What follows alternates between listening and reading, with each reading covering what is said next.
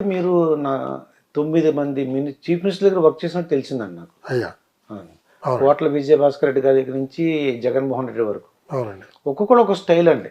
అవునండి. అవును. అంతే కదా, అంతే కదా. మీకు ఈ సర్వీస్లో ఉన్నప్పుడు అంటే ఆనందం కలిగిన రోజులు ఏమైనా ఉన్నాయా సార్? చాలా ఉన్నాయి. అంటే ఒకటి, నేను ప్రారంభంలో నల్గొండ జిల్లాలో శిక్షణ పొందాను. ఓకే. దాని తర్వాత సబ్ కలెక్టర్గా వరంగల్ జిల్లాలో పనిచేశాను. వరంగల్లో కూడా మళ్ళా ముందు పరకాల్లో చేశాను. తర్వాత ములుక్కి సబ్ డివిజన్ హెడ్ క్వార్టర్స్ మార్చాను నేను. అక్కడ చేశాను కొన్నాళ్ళు. పార్వతీపురంలో ఐటీడీఏలో పనిచేశాను. గుంటూరు జిల్లా జాయింట్ కలెక్టర్ చేశాను. తర్వాత మహబూబ్ నగర్ జిల్లాలో కలెక్టర్గా చేశాను. Tirumala Tirupati Devasthanam, Hyderabad metro water board, తర్వాత స్టేట్ హౌసింగ్ కార్పొరేషను, ఇలా మెడికల్ డిపార్ట్మెంట్లో 2 పర్యాయాలు, తర్వాత infrastructure investment department, AP IIC, INCAP, ఇలా అనేక ఉద్యోగాలు చేశాను. ఒక్కొక్క సీన్ గురించి ఒక్కొక్క మాటలో చెప్తే చాలా సంతోషం. అయ్యో, చాలా పెద్ద లాంగ్ లిస్ట్. కోట్ల విజయభాస్కర్ రెడ్డి గారు తీసుకుందాం సార్. ఇప్పుడు కోట్ల విజయభాస్కర్ రెడ్డి గారు, ఆయన గురించి ప్రజలకు ఎక్కువ తెలియదండి. తక్కువ. అంటే ఉన్నా కూడా ఆయన ఎప్పుడు పబ్లిసిటీ ఇచ్చుకునేవారు కాదు. నిరాడంబరంగా జీవించారు. ప్రిన్సిపల్స్ మీద జీవించారు. ఆయన ఒక హాకీ మ్యాచ్ చూడటానికి వెళ్ళినప్పుడు ఆ మ్యాచ్కి కావాల్సిన టికెట్ కూడా డబ్బులు ఇవ్వడానికి సిద్ధపడేవాడు. అలాంటి వ్యక్తి, చాలా చాలా గొప్ప వ్యక్తి. ఒకానొక సందర్భంలో ఆయన దగ్గర సిపిఆర్ఓ కింద పనిచేసిన గజ్జల మల్లారెడ్డి గారు వావిలాల గోపాలకృష్ణయ్య గారికి, నాకు ఆయన గురించి ఒక పర్సనల్ సంఘటన చెప్పారు. చాలా చాలా పర్సనల్ సంఘటన, అది వివరంగా మనం మీడియాలో చెప్పడానికి లేదు. కానీ దాన్ని బట్టి మాకు అర్థమైంది ఏమిటంటే, ఆయన ఒక ప్రిన్సిపల్కి కట్టుబడి ఉన్నారండి. అది మనం ఎవరినైనా విమర్శించాలన్నా కూడా వాళ్ళ ప్రజా జీవనం గురించి మనం విమర్శించాలి, కానీ వాళ్ళ ఆంతరంగిక విషయాల గురించి మనం మాట్లాడకూడదు అనే ఒక తెర వేసేవారండి. అతని పబ్లిక్ లైఫ్ గురించి మాట్లాడదాం, అంతేగాని ప్రైవేట్ లైఫ్, అతని ఇంట్లో చేస్తున్నది ఏమిటి, అతని పడగదిలో చేస్తున్నది ఏమిటి, వాళ్ళ ఇంట్లోకి వెళ్ళి మనం ఎందుకు చూడాలి? అంటే అది ఇద్దరు పెళ్ళాలా, ముగ్గురు పెళ్ళాలా, వాట్ ఎవర్ ఇట్ ఇస్, ఆ విషయాల గురించి మనం మాట్లాడకూడదు. అతని ప్రజా జీవనం గురించి, అతని ప్రజలకి ఏ విషయాలు చెప్తున్నాడు, దాంట్లో ఎలాంటి లోటుపాట్లు ఉన్నాయి, దాని గురించి మాత్రమే మనం మాట్లాడాలి అని స్వర్గీయ ఎన్టీ రామారావు గారికి సంబంధించిన విషయంలో వారు ఒక స్టాండ్ తీసుకున్నట్టుగా గజ్జల మల్లారెడ్డి గారు నాకు, వావిలాల్ గారికి ఒకసారి చెప్పారు. కాబట్టి దాన్ని బట్టి ఎలాంటి ఔదార్యం, ఎలాంటి విశాల దృక్పథం పెద్దల కోట్ల విజయభాస్కర్ రెడ్డి గారిలో ఉందో మనం గమనించాలి. అలాగే నేదురుమర్రి జనార్దన్ రెడ్డి గారు, ఆయన ముఖ్యమంత్రిగా ఉన్నప్పుడు నేను మహబూబ్ నగర్ జిల్లా కలెక్టర్గా చేసేవాడిని.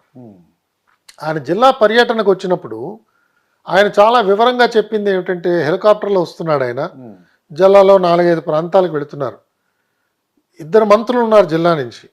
ఆయన స్పష్టంగా ఏం చెప్పారంటే, హెలికాప్టర్లో 3కి చోటు ఉంటుంది, నేను ఒక్కడిని ఎలాగో ఉంటాను, నాతో పాటు జిల్లా కలెక్టర్ తప్పనిసరిగా ఉంటాడు, మీ 2 మంత్రుల్లో ఎవరో ఒకళ్ళు ఒక భాగం, ఇంకొకళ్ళు ఇంకొక భాగం, ఆ విధంగా ఏర్పాటు చేసుకోండి అని స్పష్టంగా చెప్పాడు.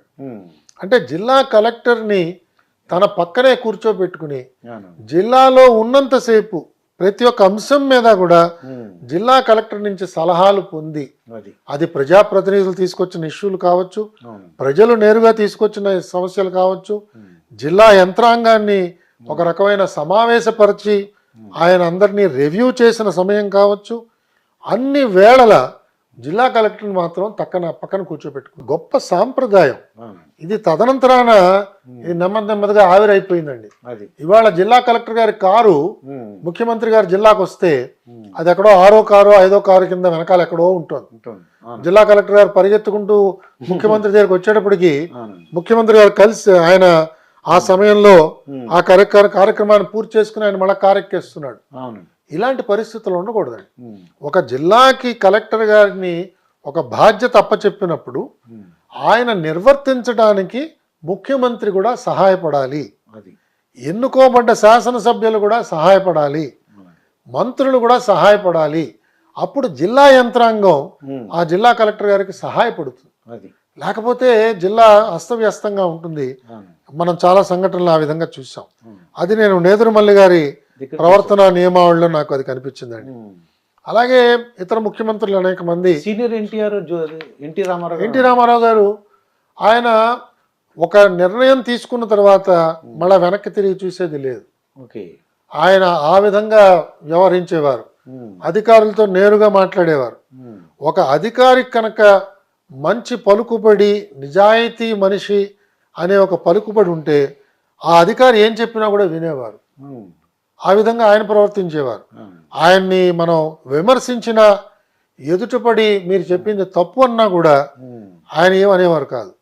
ఆ అధికారి కనుక మంచి ఒక పలుకుబడి ఉండి ఇతను నిజాయితీ పరుడు అనే ఒక పేరు కనుక ఆయనకి ముందుగా తెలిస్తే ఆ విధంగా ఆయన ఉండేవాడు. ఆయన జిల్లాలకి పర్యటనకు వచ్చినప్పుడు చాలా చాలా సింపుల్గా ఉండేవారు, నేరుగా మాట్లాడేవారు. మనం బ్రీఫ్ చేస్తున్నప్పుడు ఎంతో ఆసక్తితో మనం చెప్పే విషయాలన్నీ కూడా స్వీకరించేవారు. తెల్లవారుజామున 3 గంటలు లేచేవారటండి ఆయన. అవునండి. 5 గంటలు రండి, 6 గంటలకు కొద్దిగా ఇబ్బంది అవుద్ది కదా సార్ మీ ఆఫీసర్లు? అంటే ఆఫీసర్లకి అలవాటు లేదు, దానివల్ల కొంత ఆఫీసర్లకి ఇబ్బంది ఉంటుంది. కానీ ఇవాళ నేను సూర్యోదయం కంటే ముందు రోజు లేస్తున్నానండి. ప్రతిరోజు 4:30కు నేను లేస్తున్నాను. ఓకే. పొద్దున్నే లేచి నేను చేయవలసిన దైనందిన కార్యక్రమాలు చేస్తున్నాను. నాకు చాలా హాయిగా ఉంది. సర్వీస్లో ఇది బహుశా చేయడానికి ఇబ్బంది ఉందేమో కానీ ఇవాళ నాకు చాలా బాగుంది. కాబట్టి అదొక అలవాటు కింద మారితే అధికారులకి సమస్య లేదు. అధికారులందరికీ అలాంటి అలవాట్లు ఉండవు కదా, దాంతో పాపం వాళ్ళు చాలా సమస్యలకి అంటే ధైర్యం చేయలేకపోయారు. అంటే నేను రానండి, ఆ టైం కుదరదండి అలా అంటే ఆయన పాపం అంటే కొంచెం చెప్పేవాళ్ళు. ఆయన కూడా అందరినీ రోజు పిలిచేవారు కాదు. అలాగే పిలిచిన వాళ్ళందరికీ పొద్దున్న 5ంటికే చాలా గొప్ప పలహారం పెట్టేవారు. వాళ్ళందరూ 5ంటికి 5:30కి మేము తింటాం సార్ అని చెప్పేవారు. కానీ ఆయన దగ్గరుండి వాళ్ళందరికీ పలహారం వాళ్ళందరికీ ఇచ్చేవారని చెప్పి వినేవాడిని. ఆయన పర్సనల్ లెవెల్లో చాలా ఔదార్యంతో ఉండేవారు, చాలా గొప్ప మనస్సు వారిది. సో ఇలా ఒక్కొక్కళ్ళ గురించి వైఎస్ రాజశేఖర రెడ్డి గారి గురించి చెప్పండి sir. Interesting. YS Rajasekhara Reddy గారిది సమయ పాలన చాలా గొప్పగా ఉండేదండి. ఆయన ఒకవేళ ఒక మీటింగ్కి అరగంట సమయం పెడితే 28వ నిమిషానికి మీటింగ్ క్లోజ్ చేసేవారు. కరెక్ట్గా ఆ మీటింగ్ అయిపోతుంది అని మనం ఎక్కడ అనుమాన పడవలసిన అవసరం లేదండి.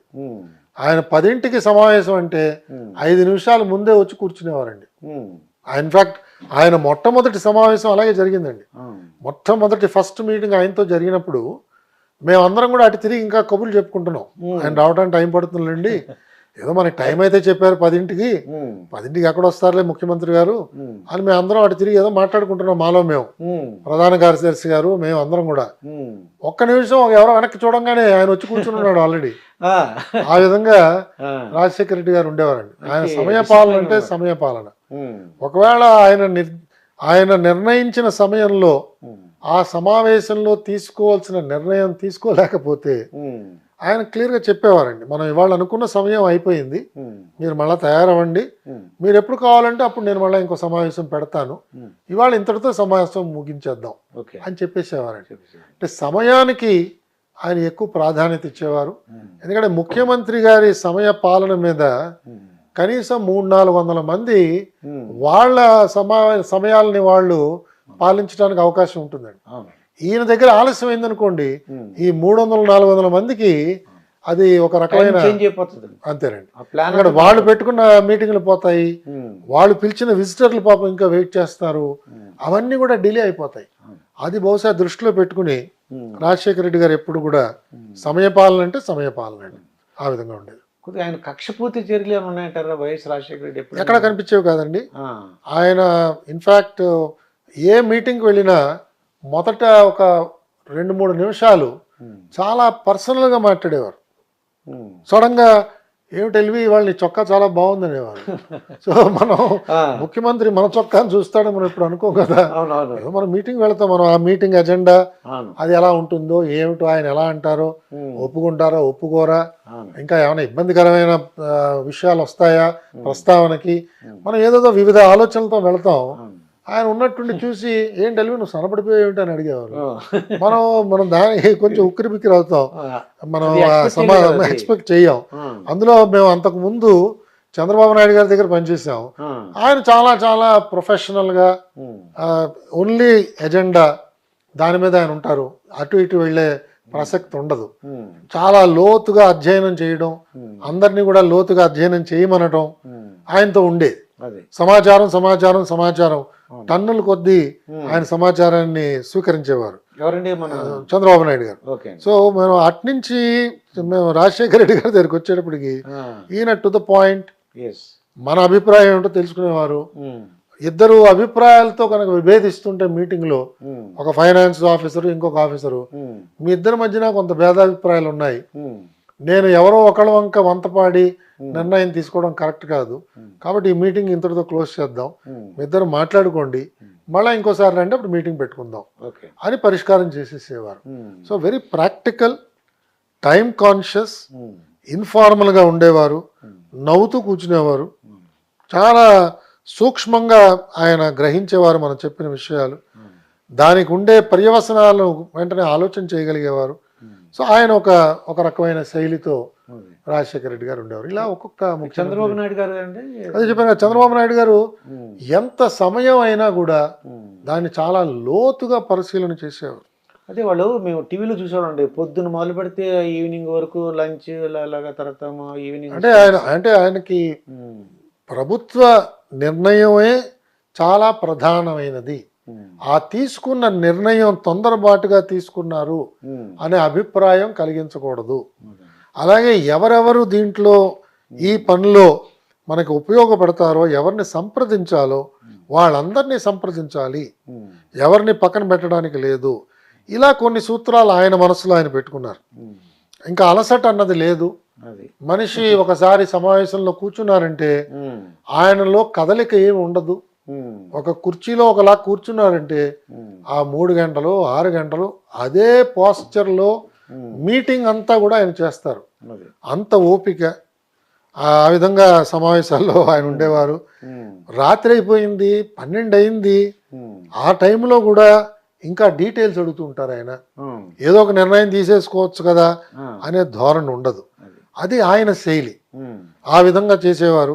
అలాగే ఇంకా ఏమన్నా ఇంప్రూవ్మెంట్ చేయడానికి స్కోప్ ఉన్నదా, లేదా ఇదేనా, ఇది అంతిమ స్థాయికి మనం చేరామా, ఇంకా ఏమైనా ఇంప్రూవ్ చేయొచ్చా, ఇంకా ఏమన్నా దీంట్లో నగిషీలు చేయొచ్చా, ఇంకా ఏమన్నా కొత్త అంశాలు ఏమన్నా చేర్చచ్చా, అమలు చేసే ముందు ఇంకా ఏమైనా ఆలోచన చేయొచ్చా, వాళ్ళని సంప్రదించచ్చా, వీళ్ళని సంప్రదించచ్చా, ఇలాగ బహుముఖంగా ఆయన ఆలోచన చేసేవాడు. అది ఆయన శైలి.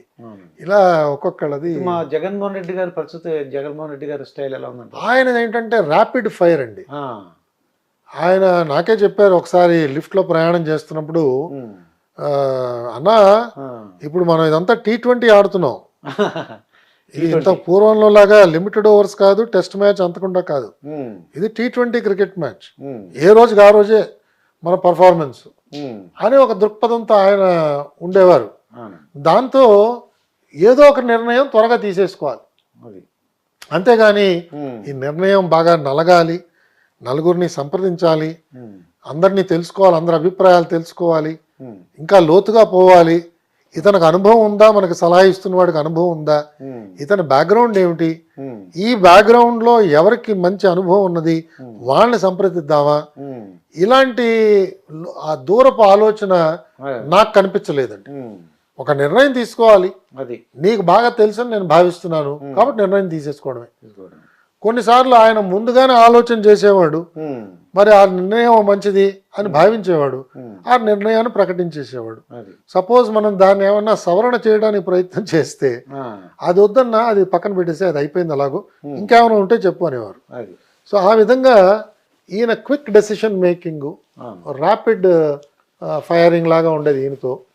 అన్ని త్వరగా నిర్ణయాలు చేసేసేయాలి. అంత త్వరగా నిర్ణయం చేసిన తర్వాత అమలు చేసినప్పుడు సమస్యలు వస్తాయేమో కదా అని మనం చెప్తే ఆ తర్వాత చూద్దాం, అమలు చేసినప్పుడు చూద్దాం అనేవారు. కానీ అందుకే మనం చూస్తున్నాం ఆయన ప్రభుత్వంలో అనేక ఆర్డర్స్ కోర్టు కొట్టేయడం కానీ, స్టే ఆర్డర్స్ ఇవ్వడం కానీ అలాంటివి జరుగుతున్నాయి. అవన్నీ కూడా ఎప్పుడు లేని విధంగా, అవన్నీ కొంచెం మరి ప్రభుత్వానికి అది పరాభవం కింద భావించాలి యాక్చువల్గా. బట్ ఆయన దృష్టి ఇలా ఉంటుంది, ఆయన ఆలోచన అలా ఉంటుంది, అది ఆయన శైలి అండి.